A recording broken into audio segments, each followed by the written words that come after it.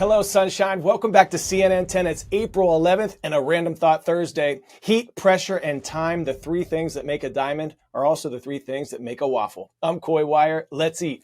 The Biden administration has set the first ever national standard to limit forever chemicals in our drinking water. These chemicals are officially known as PFAS, spelled out PFAS. A government study found they're present in nearly half of the United States drinking water. These forever chemicals can stick around in our environment and in our bodies. They are linked to a variety of health problems that include cancer, thyroid disease, reproductive problems, and heart and liver damage. The CDC says these chemicals can be found in the blood of nearly 97% of Americans. This regulation is designed to reduce exposure to these chemicals for about 100 million people across the United States. The plan targets 5 specific types of chemicals and sets strict limits for them. Water treatment facilities have 3 years to start testing and another 2 years to implement technology to filter out these chemicals.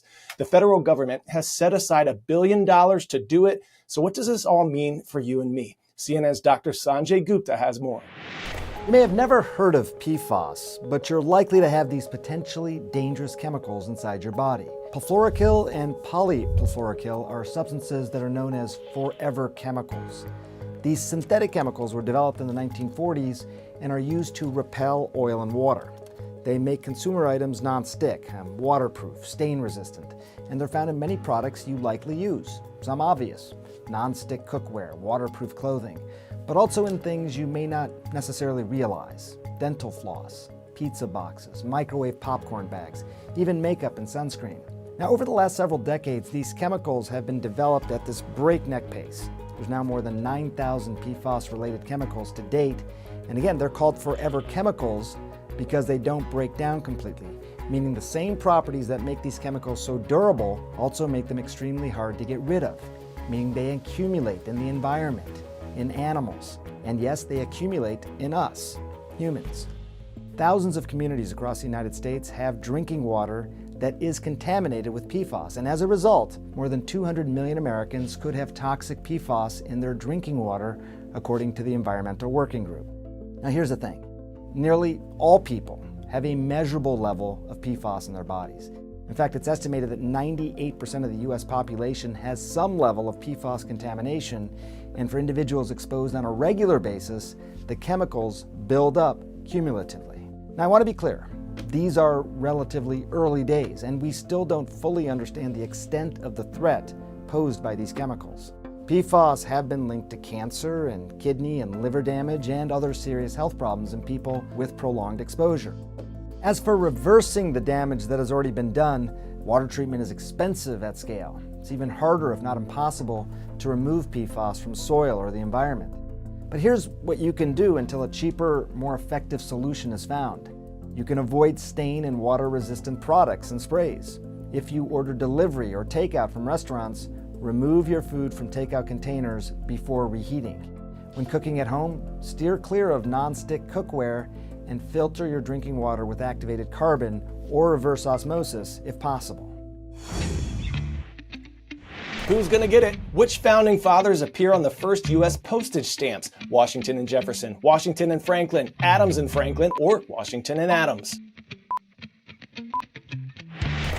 If you said George Washington and Benjamin Franklin, go ahead and put your hands up. The 5-cent stamp depicting Franklin and 10-center picturing Washington became valid for use in the U.S. in the year 1847. We've got news in the world of snail mail. Stamp prices are set to rise again. The U.S. Postal Service is bumping up the price of the first-class Forever stamp by a nickel. The cost is increasing from 68 cents to 73. If you're thinking that's a lot, you're right. Since 2019, the cost has shot up by 36%. So if you paid $1 to send something 5 years ago, you'd be paying $1.36 today. The Postal Service says this price hike is designed to get the post office on better financial footing. They added that the prices, though, remain among the most affordable in the world. The 5-cent increase doesn't kick in until July and still requires regulatory approval.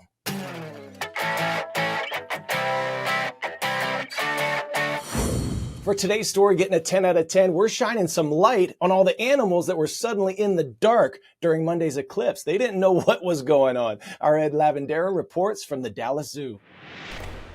It was like momentarily walking into the classic comedy Night at the Museum, a glimpse into the secret lives of animals at the Dallas Zoo when humans aren't around to watch. Zebra started chasing him, and then the ostriches got into the mix as well. Just as the zoo slipped into total darkness, a jolt of, well, animal energy seemed to shoot through the grounds. The moment mesmerized Lisa Van Sleet, a curator of mammals at the Dallas Zoo.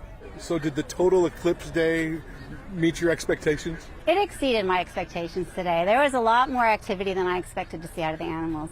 Just before total darkness, an ostrich laid an egg and hovered over it for a time, protecting it.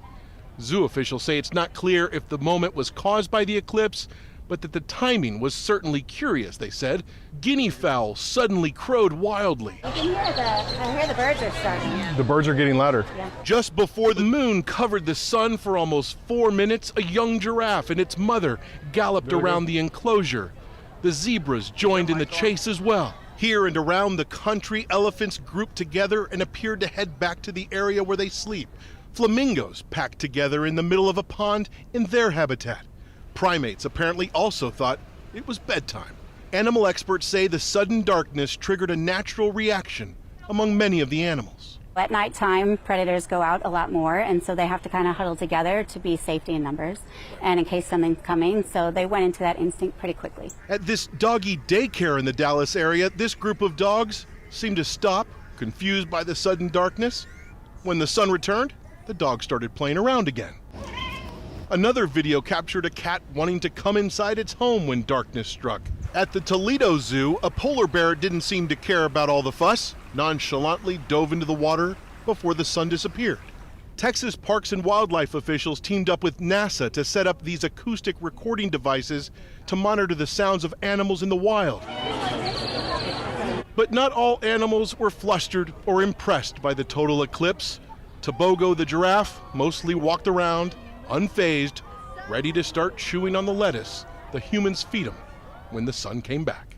Because a total eclipse is so rare, there's very little documentation, very few studies that have been done on animal behavior during a total eclipse. Because of that, zoo officials say they plan on sharing their observations and the data they gather, not just with other zoos that were in the path of this eclipse, but as well as with other zoos across the country.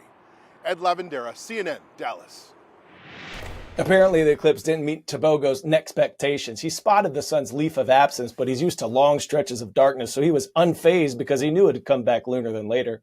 Today's shout out is going to Mililani Middle School in Mililani, Hawaii. Aloha Blazers, and thank you for watching this show. And how about Andrew at Zionsville West Middle in Indianapolis and Nick at Avon Middle School South in Avon, Indiana. Awesome to meet you both at the Final Four. Rise up. Happy Friday Eve, everyone. Shine bright today and go on out and make someone smile. I dare you. I'm Coy Wire, and we are CNN 10.